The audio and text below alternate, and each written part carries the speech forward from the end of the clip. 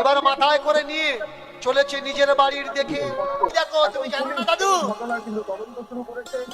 ওই 65 বছরের মেয়ে সুধাময়ী মা হয়েছে, তাকে আর তার বাচ্চাকে দেখার জন্য আমরা সব এই গ্রামে এসেছি। তুমি দেখবে নাকি? প্রেমানন্দ বলছে আমি দেখবো মানে? এর জন্যই তো এতদিন অপেক্ষা করছিলাম।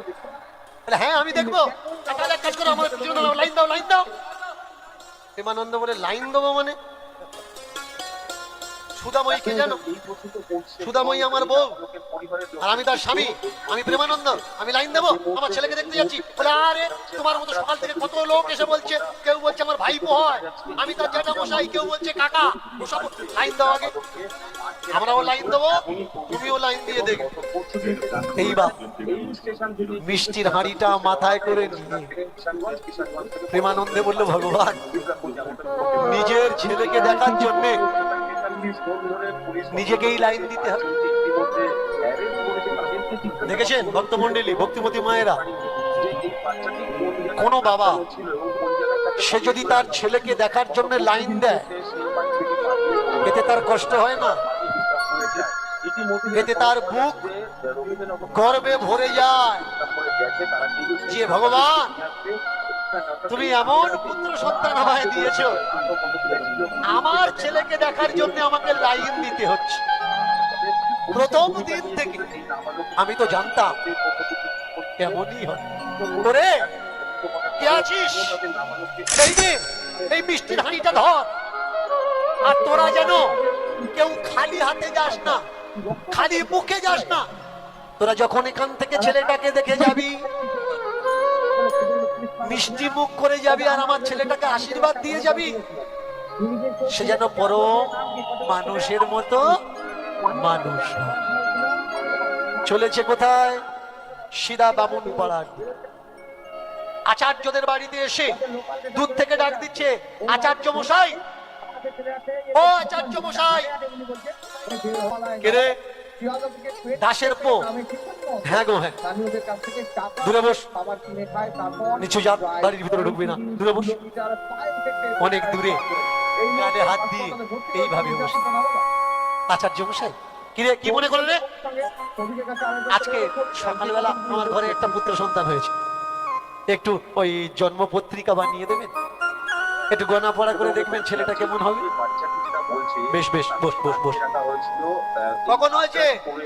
আমি তো ঠিক জানি না, শুনলাম ওই সকালের দিকে হয়েছে। আমি তখন দোকানে বেরিয়ে এসেছি আর সেই সময়।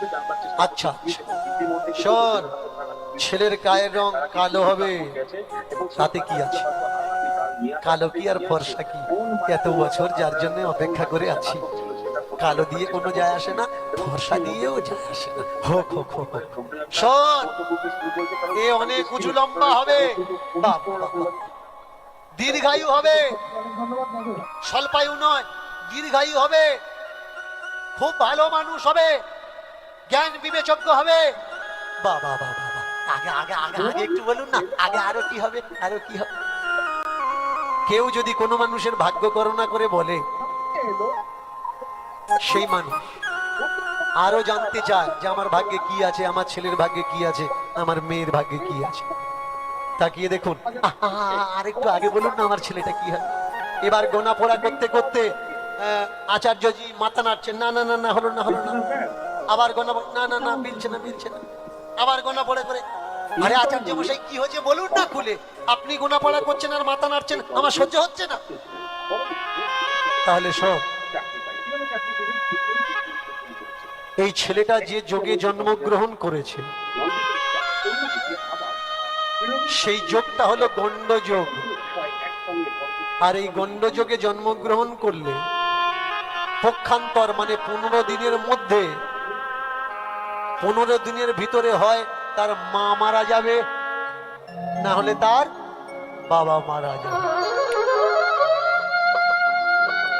যেই শুনেছে মা মারা যাবে না হলে বাবা মারা যাবে, আর বসে থাকবে চতুর্দিকে উন্মাদের ন্যায় ঘুরছে, কখন সন্ধ্যা হবে, কখন রাত্রি হবে, দুপুর, দুপুর থেকে বিকাল, বিকাল থেকে সন্ধ্যা, সন্ধ্যা থেকে রাত্রি, সবাই ঘুমিয়ে পড়েছে, পায়ে পায়ে এসে দাঁড়িয়েছে সেই কৃষ্ণ মন্দিরে, যে কৃষ্ণ মন্দিরে মানসিক করেছিল ঠাকুর একটা পুত্র সন্তান দাও। করো জোরে, দূর থেকে ঠাকুরকে বলছে, ঠাকুর গো, ঠাকুর গো, পুত্র চাই না, পুত্র তুমি দিবে, কিন্তু এমন পুত্র দিলে জন্মানোর পরে 15 দিন পরে হয় 15 দিনের ভিতরে তার মা মারা যাবে, তা না হলে বাবা মারা যাবে। আর একটা মানসিক করছে, ঠাকুর যদি কেউ মারা যায় আমি যেন মারা যাই, ওর মা যেন মারা না যায়। কেন জানো ঠাকুর?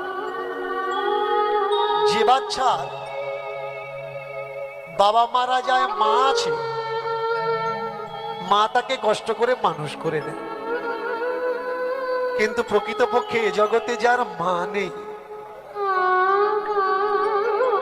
এই সমগ্র বিশ্ব ভুবন তার কাছে অন্ধকার। তাই আর একটা অনুরোধ আমার, তুমি আমাকে নাও, আমার সুধাময়ীকে যেন নিও না। এক পা দু পা চলতে চলতে গভীর রাত নিজের বাড়িতে পৌঁছেছে। কি গো, কে কে কে কে তুমি এসেছো? কোথায় ছিলে এতক্ষণ? কত মানুষ, কত লোকজন আমাদের খোকাকে দেখার জন্য, তুমি কোথায় ছিলে? ছিলাম যেইখানে থাকার সেইখানে ছিলাম, সুধাময়ী সেইখানে ছিল। এই দেখো, এই দেখো, এই দেখো আমাদের ছেলে। দরজার এপারে প্রেমানন্দ, ভিতরে সুধাময়ী বাচ্চাটা নিয়ে প্রেমানন্দের কোলে দিয়েছে। কোলে করে বাচ্চাটা নিয়ে প্রেমানন্দ বলছে, সুধাময়ী আমাদের দুঃখের দিনে, দুঃখের সংসারে এ আমাদের ঘরে এসছে, তার জন্য এর নাম রাখলাম দুঃখী। আর আমি একটা মানসিক করেছিলাম ওই বামুনপাড়ার কৃষ্ণ মন্দিরে, যেখানে মান্নাত করেছিলাম আমার যদি ছেলে হয় বা মেয়ে হয় 5 বছর পরে আমি মন্দিরে দান করে দেব। তুমি আমাকে কথা দাও, আমি থাকি বা না থাকি, তুমি এই বাচ্চাটা 5 বছর বয়স পূর্ণ হলে ওই কৃষ্ণ মন্দিরে দান করে দেবে। আমাকে বলো, আমি এর নাম রাখলাম দুঃখী কৃষ্ণ দাস। কথা দিলাম, শুধু আমি কেন, আমরা দুজনে মিলে এই বাচ্চাটাকে ওই মন্দিরে দান করে দেব। আমি একা কেন? দাও দাও দাও। কোলে করে নিয়ে বসে আছে দরজার কাছে। চুপ করে বসে থাকতে থাকতে থাকতে থাকতে আস্তে আস্তে সকাল হয়ে যাচ্ছে। সুধাময়ী দেবী বলে উঠলেন, ওগো দাও দাও, ছেলেটাকে খাইয়ে দি। আর কতক্ষণ কোলে ধরে বসে করে রাখবে? এইবার যখন প্রেমানন্দের গায়ে হাত দিয়েছে, হাত দেওয়ার পরে বাচ্চাটা কোলে করে নিয়ে কোলে থাকা অবস্থায় প্রেমানন্দ কাত হয়ে পড়ে গেল। দাইমা, আমার কি হলো দাইমা, আমার কি হলো? দেখো দেখো দাইমা, মনে হয় ও আর বেঁচে নেই। দাইমা এসে নাকের ধারে হাত দিয়ে, সত্যি তাই তো, প্রেমানন্দ আর বেঁচে।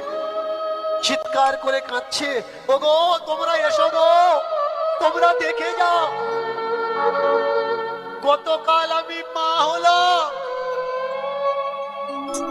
আর আজ সকালে আমি বিধবা হয়ে গেলাম গো, বিধবা হয়ে গেলাম। আমি কি করব? আমি কাঁদবো নাকি হাসবো? বিধাতা, বিধির লেখা, কপালের লেখা কখনো ফেলে দেওয়া যায় না। যা আছে কপালে তা ফলবে কালে কালে। ভাগ্যে যদি থাকে সবকিছু করা যায়। হাত কেটে গেছে হাত লাগানো যায়, পা কেটে গেছে পা লাগানো যায়, কিন্তু ভাগ্য হবে না, মেনে নেওয়াই লাগে। একদিনের বাচ্চা মুখাগ্নি গলায় কাছা দিল, সাধ্য আদি কাজ সম্পূর্ণ হলো। আগেই বলেছি যে বাবা যদি নাও থাকে তাতে বাচ্চার অসুবিধে হয় না, মা সেই জায়গাটা পূরণ করে দেয়। পৃথিবীতে মাই হলো পরম আপন, মার মতো আপন ভাই এ জগতে কেউ নেই। বাবা তো দিল ফেলে, ছিঁড়ে শিরে নামলে ধীরে, বাবা দিল ফেলে, মা এমন সত্তাময়ী তুলে নিল কোলে। কাঁদলে বাঁচার প্রাণ, মায়ের মন করে আনটান। মা যে পরম জননী, বুকে হাত দিয়ে বলো এ জগতে এত কিছু জানি, কিন্তু মা কি আমরা চিনি? আমরা অনেক কিছু বুঝি ভাই, কিন্তু মায়ের মনকে আমরা কেউ চিনি না।